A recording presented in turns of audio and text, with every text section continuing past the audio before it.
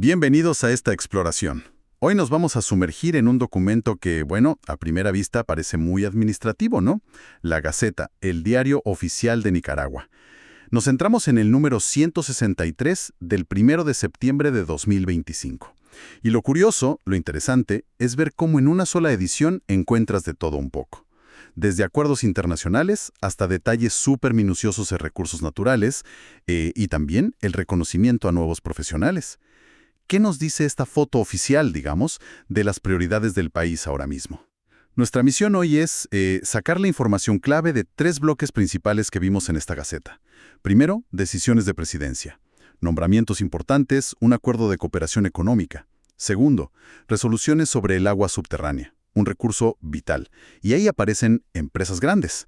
Y tercero, la formalización de nuevos talentos, con el registro de títulos universitarios. Queremos dar una visión rápida, pero profunda. Ok, vamos a desglosar esto. Empecemos por arriba, por el Poder Ejecutivo. En esta edición hay varios acuerdos presidenciales. El primero que salta a la vista es el número 129-2025. Tiene fecha del 28 de agosto de 2025. Este acuerdo le da plenos poderes, que es básicamente la autoridad total para negociar y firmar por el país, al compañero laureano Facundo Ortega Murillo.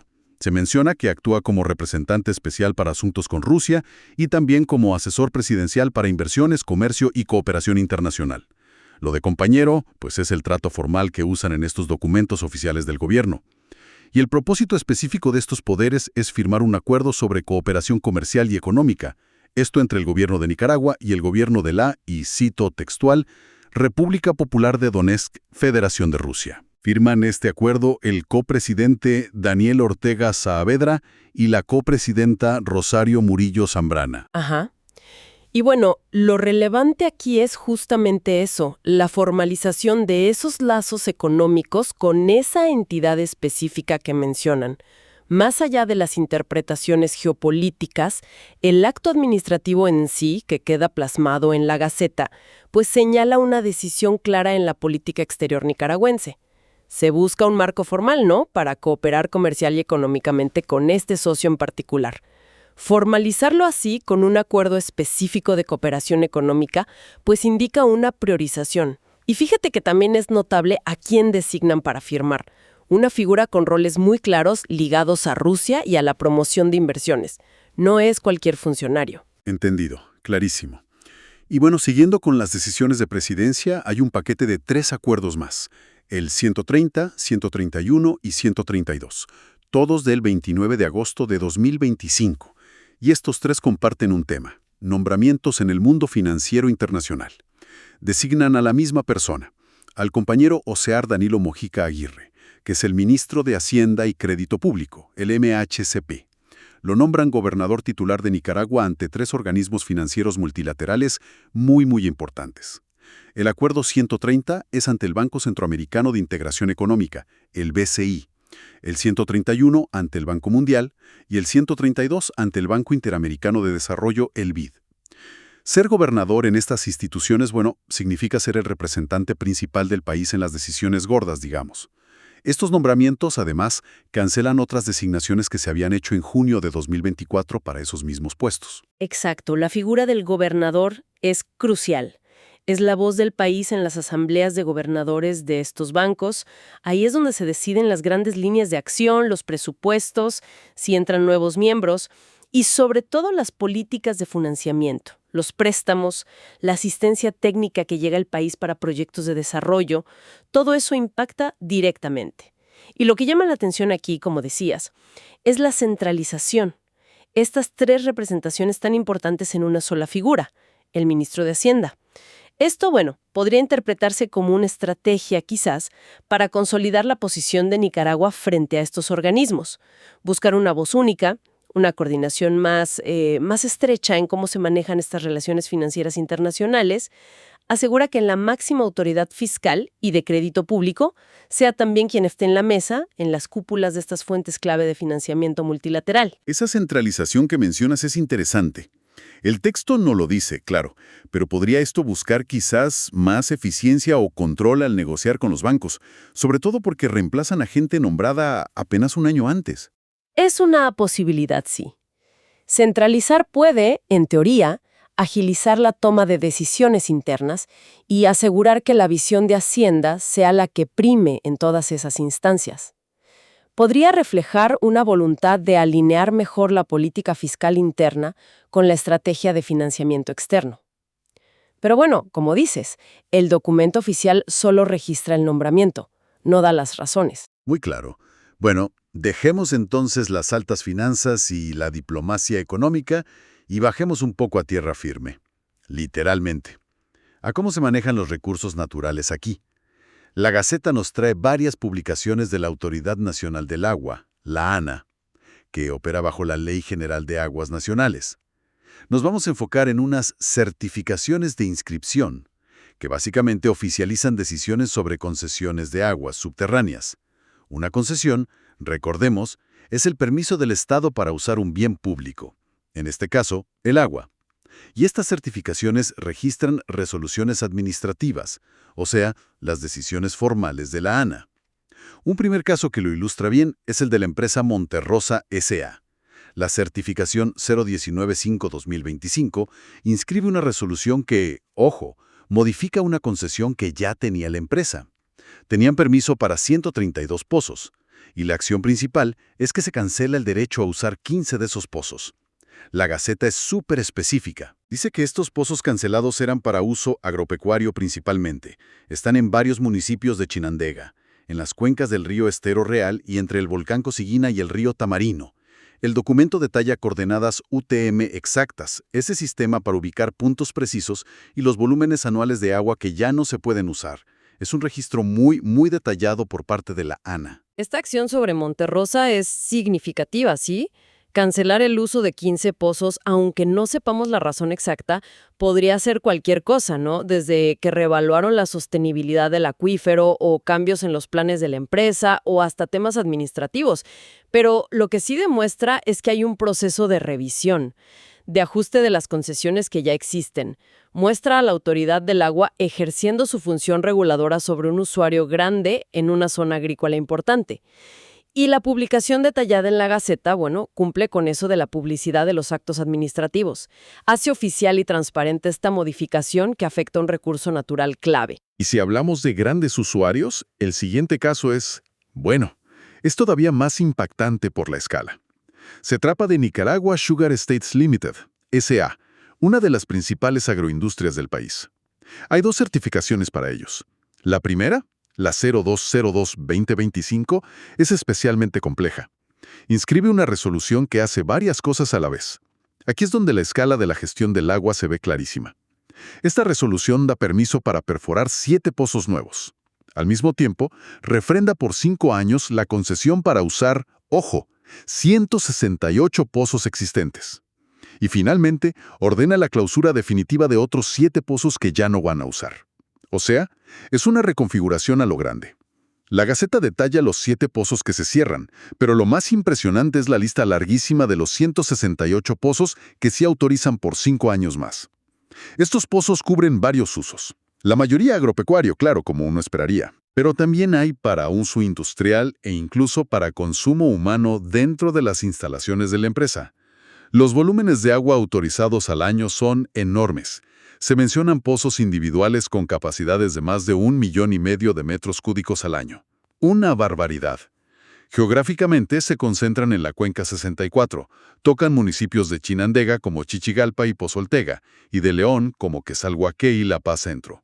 Todo documentado con coordenadas UTM y volúmenes específicos para cada pozo. Pozos de agua subterránea, con volúmenes de extracción muy considerables. Los usos que declaran agropecuario, industrial, consumo humano, pues son consistentes con la operación de una gran empresa azucarera. Necesitan agua para regar la caña, para los procesos industriales, para sus trabajadores. Y la combinación de autorizar nuevas perforaciones, renovar la gran mayoría de los pozos que ya tenían y clausurar unos pocos, bueno, sugiere un manejo dinámico de sus necesidades de agua, posiblemente una optimización o hasta una intensificación del uso del recurso en esa cuenca 64 que es clave para la agroindustria. El plazo de 5 años les da un marco temporal definido para esta operación masiva. Y de nuevo, El nivel de detalle que se registra cada pozo, con su ubicación precisa, su volumen asignado, subraya que existe un sistema formalizado de control y asignación de este recurso por parte del Estado. Documenta quién tiene derecho a usar cuánta agua y dónde. Exacto. Y para completar el cuadro de Nicaragua Sugar, hay una segunda certificación, esta más sencilla, la 02-2025. Esta autoriza, también por 5 años, el uso de un pozo adicional, para uso agropecuario en el municipio de León, dentro de la misma cuenta 64, con un volumen anual autorizado de casi 900,000 metros cúbicos. En resumen, estas publicaciones sobre el agua nos muestran todo el andamiaje administrativo, ¿no? A través del cual se regula el acceso a las aguas subterráneas. Vemos cómo el Estado interactúa con grandes usuarios económicos, establece permisos, límites, condiciones. Y la Gaceta funciona como el vehículo para dar publicidad y validez legal a estas decisiones. Decisiones que son fundamentales para la economía y, claro, para el medio ambiente. Bien, hemos visto decisiones de alto nivel en política exterior y finanzas. También la gestión detallada de recursos naturales. Ahora, cambiemos de tercio. Hablemos de otro pilar fundamental, el capital humano. La Gaceta también es el lugar donde se oficializa, digamos, la culminación de los estudios superiores, a través de la publicación de los registros de títulos profesionales. En esta edición del 1 de septiembre de 2025, encontramos registros de títulos de varias universidades importantes del país. La Universidad Nacional Autónoma de Nicaragua en León, la UNAM León. También la Universidad Nacional Casimiro Sotelo Montenegro, la UNCSM. La Universidad Católica Redemptoris Mater, única, y la Universidad del Valle. Y la diversidad de carreras es un buen indicador de hacia dónde se está formando el talento, ¿no? Por ejemplo, de la UNAM León vemos desde ingeniería en sistemas o telemática hasta ingeniería acuícola, médico veterinario, ingeniería en zootecnia. Dos de otros países mencionan a alguien de Honduras. De la USM, la lista incluye enseñanza del inglés, administración de empresas, derecho aquí también con alguien de México, marketing, psicología, diseño gráfico, contaduría, finanzas. En la única encontramos títulos en Ciencias de la Educación, Medicina General, Arquitectura, Arte Digital y Animación, Ingeniería Industrial y hasta una maestría en Salud Pública. Y en la Universidad del Valle, más ejemplos. Diseño gráfico, diseño de modas, psicología, contabilidad, ingeniería en sistemas, lengua inglesa, arquitectura, administración turística y hotelera. Es solo una muestra, claro, pero ilustra la amplitud. Y esta sección de la Gaceta, que sí, puede parecer una simple lista de nombres, cumple una función legal que es esencial. Otorga el reconocimiento oficial y público a estas cualificaciones. Es como el sello final que certifica a estas personas como profesionales en sus áreas, ante la sociedad y ante el Estado. Y si conectamos esto con lo que vimos antes, pues representa la producción continua de capital humano por parte del sistema de educación superior, tanto público como privado. Vemos egresados en áreas técnicas, científicas, sociales, humanísticas, de salud, de negocios. Todas son piezas necesarias para mover la economía y la sociedad.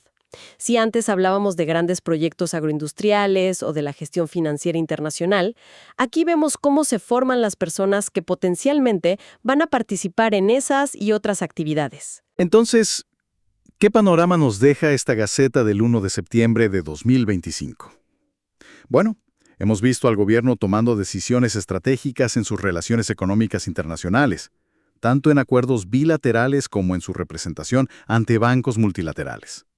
Hemos constatado la gestión súper detallada y a gran escala de un recurso natural esencial como el agua subterránea, asignando derechos de uso a actores económicos clave. Y finalmente, hemos sido testigos de la formalización de una nueva camada, digamos, de profesionales universitarios en un montón de disciplinas distintas. Parecer áridas, colecciones de decretos y nombres, en realidad funcionan como una ventana.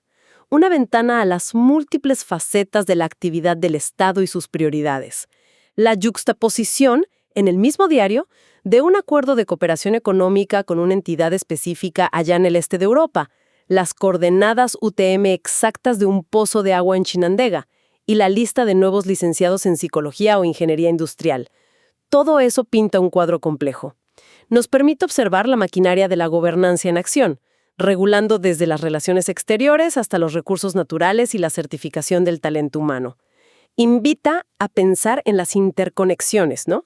Cómo se relacionan las estrategias de financiamiento internacional con la capacidad de explotar recursos para la agroindustria y cómo encaja la formación de profesionales específicos en ese modelo de desarrollo.